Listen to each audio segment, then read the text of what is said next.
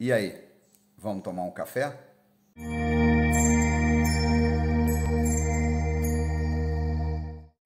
E o assunto de hoje é o documentário 2000 Mules, ou 2000 Mulas.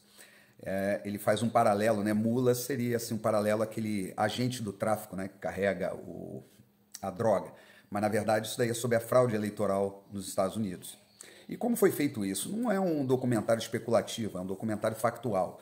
E eles usaram para isso, né, o rastreamento de celulares, que é feito de uma forma legal. Afinal de contas, existem 60 mil aplicativos gratuitos nos Estados Unidos. E quando você baixa um aplicativo lá ou aqui, você estabelece uma série de permissões, inclusive de localização. Com isso, as empresas, elas não estão querendo te investigar assim pessoalmente, a pessoa sua, mas elas estabelecem um certo número de dados, que é aquele Big Data, e através de algoritmos ela consegue identificar os hábitos assim mais comuns das pessoas, do seu público consumidor, né? O raio de deslocamento, em quais estabelecimentos há mais frequência e tal, para que eles possam, inclusive, posicionar seus produtos no mercado. Mas uma das empresas utilizou dessa tecnologia exatamente para fazer um algoritmo lá que identificava padrões, vamos dizer assim, pouco comuns de pessoas indo a caixas de correio nos Estados Unidos. E como essas caixas de correio também são georreferenciadas, a exemplo do Google Maps, né, que tem lá restaurante, bar, que a gente abre, quer ver um endereço e tal, lá nos Estados Unidos as caixas de correio são também plotadas nesse sistema. E elas também são filmadas por câmeras públicas, afinal de contas, a violação do correio nos Estados Unidos é um crime federal, então tem câmeras de segurança sobre essas caixas.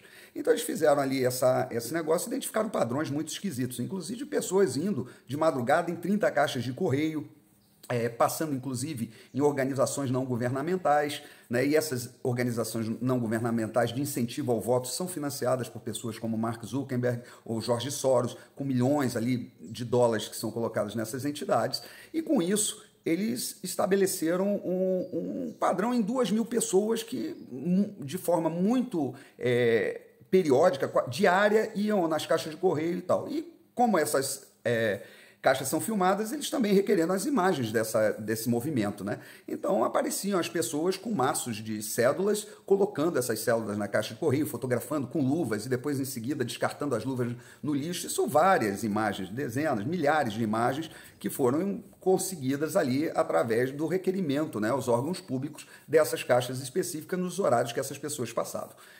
Com isso, eles fizeram também uma projeção, né, matemática, levando em consideração o número de pessoas, o número de visitas e uma especulação em número de votos que foram colocados em cada caixa, em cada vez que as pessoas foram lá. Até um número pequeno, ao meu entender, de 5 votos por pessoa, por caixa de correio.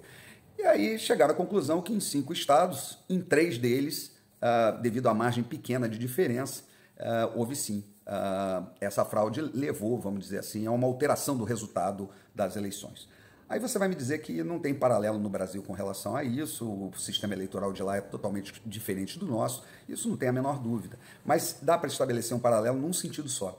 Lá nos Estados Unidos, como aqui, a imprensa o tempo todo falou que o sistema era inviolável, que as eleições eram as mais seguras de todos os tempos. O Trump denunciava ali a fraude eleitoral e era taxado de fake news, de uma pessoa que estava tumultuando o processo, que ele era ali, estava levando a desconfiança do povo americano, do sistema eleitoral e etc, etc. Foi massacrado nesse sentido, enquanto a gente vê agora, por documentário, por uma questão factual muito bem feita, essa fraude perpetrada lá nos Estados Unidos. Bom, eu não tenho a menor dúvida, se houver qualquer possibilidade de fraude nessa eleição, ela vai acontecer. Por isso, eu torço para que o presidente, mais uma vez lançando mão da Constituição, no momento certo, invoque o artigo 142 para que as Forças Armadas assumam parte desse processo, seja na execução e na apuração dos votos, para que nós possamos ter a pacificação do resultado. Porque nesse panorama de inflação muito alta, nós sabemos que é muito difícil um governo se reeleger. As pessoas, a grande maioria da população, ela vota com o estômago, e com muita razão, muitas vezes, não conseguem perceber. Aconteceu isso na Argentina, né? O Macri estava indo lá com uma política que estava tentando resgatar, mas não foi o suficiente para as pessoas, e aí votaram no Fernandes, e aí a gente está vendo o que está acontecendo lá. Bom, é uma democracia, se as pessoas votarem no Lula e ele for eleito, ele tem que assumir e governar pelos 4 anos, não há o que discutir, mas também não pode haver dúvida no sistema eleitoral. Já se o Bolsonaro ganhar dentro desse negócio, vai acontecer o que está acontecendo, vai ser mais 4 anos aí de guerra, de luta institucional, a oposição querendo inviabilizar o governo, mas também vai ser um candidato legítimo. Bom, era isso que eu tinha para falar para vocês. Um grande abraço e até a próxima.